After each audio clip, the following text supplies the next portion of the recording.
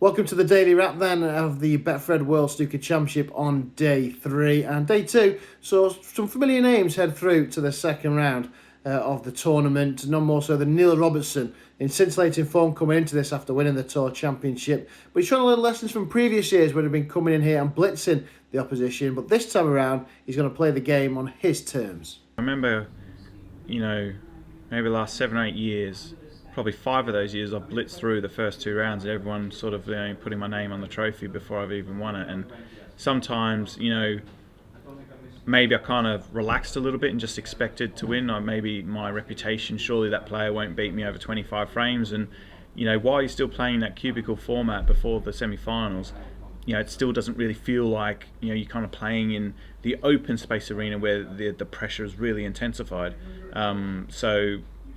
Coming here, I'm just ignoring all that, and I'm just going to play the game on my terms. It's important that I make players worry about playing me rather than me having to let them dictate the pace of play, especially. So that's been the focus all season. Really, is to play each session, play each frame, each match on my terms. That's very important. Neil Robertson safely through, then he will face either Jack Lazowski or Ali Carter in the second round, who got their game underway this afternoon. The first seeded player, though, went out last night, Stephen Maguire, exiting the tournament, beaten 10-4 by Welshman Jamie Jones in what was admittedly a scrappy game, I think it's fair to say. But the Welshman said he felt comfortable out there in the arena after coming through a really tough qualifying period.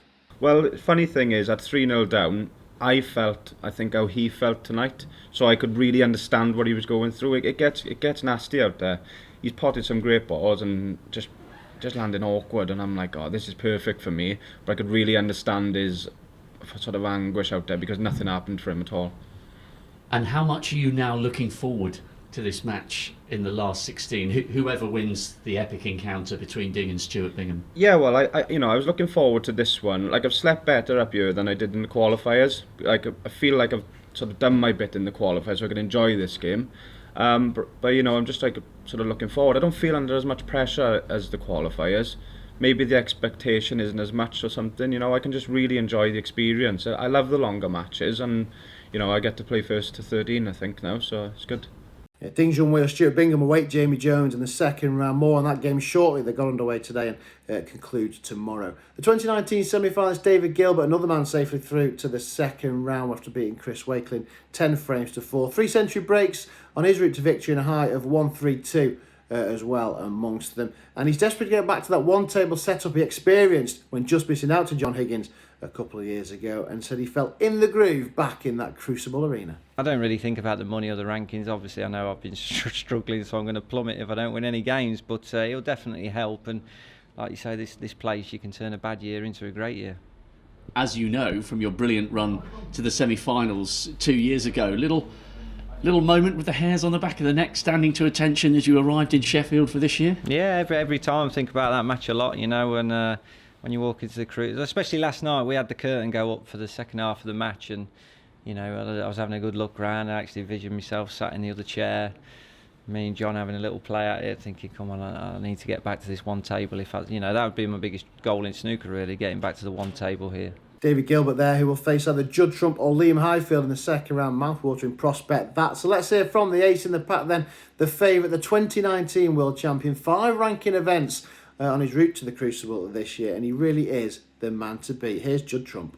All the greats have won it multiple times, and I think you've seen with Neil Robertson hasn't won it for a while, just how tough it is with his talent. And you've got Ronnie obviously trying to get to 7, Mark Selby's trying to get up there in equal kind of John Higgins and stuff. So there's a lot of different scenarios, and I think everyone is kind of coming into form at the right time, and the top players are really, I think everyone has got the belief this year that they're going to win it, and I think it's going to make for some good viewing. Yeah, Judd Trump there. Then let's get the thoughts of another world champion, Ken Doherty, the 1997 world champion. He looked ahead to this game between the 2019 King of the World and Liam Highfield, making his second appearance at the Crucible.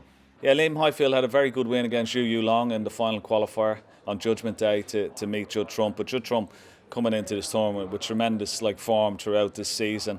Although Liam Highfield is a talented player, he doesn't, is sort of similar. He doesn't have much experience here, and I think that may be his little downfall. But I think Judd Trump is one of the big names, of course, in the draw for this year's championship, and I think that's going to be a comfortable win for Judd Trump. Well, I mentioned earlier Ding Junhui and Stuart Bingham, a great game this morning. 5-4, Ding Junhui leads. Dennis Taylor commentated on that game this morning. It concludes tomorrow, but let's see what the 1985 world champion makes of this contest at the halfway stage. What a fascinating finish to have a black ball finish. Both players had a go at the black. Then Ding missed the black down into the green pocket, as we called it, past the green spot. It wobbled in the jaws, flew across the table and straight in the opposite corner pocket. And it was smiles all around. But I'm sure underneath, Stuart Bingham was a bit disappointed that from 3-1 in front, he's now 5-4 down going into tomorrow afternoon's second session, which will be a cracker. Well, speaking to Dennis Taylor, we got the thoughts of him on his fellow countrymen.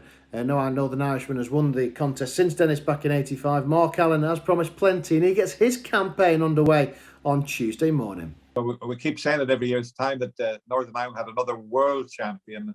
Mark Allen certainly got the game to do that, but he's blowing hot and cold a little bit at the moment. So there we go, then heard from Neil Robertson, David Gilbert and Jamie Jones safely through to the second round. And two of Anthony McGill, Ricky Walden, Kyron Wilson or Gary Wilson would join them. Both of those finally poised at 5-4 in favour of Anthony McGill and Gary Wilson, although Kyron, last year's runner-up, was 5-1 down to the 2019 semi-finals, got it back to 5-4. Plenty left to play for there tonight then. Let's say two more players will head through to the second round. That's the wrap up then of day 3 as we continue into day 4 of what is a mouth-watering Betfred World Snooker Championship. Betfred, proud sponsor of the World Snooker Championship.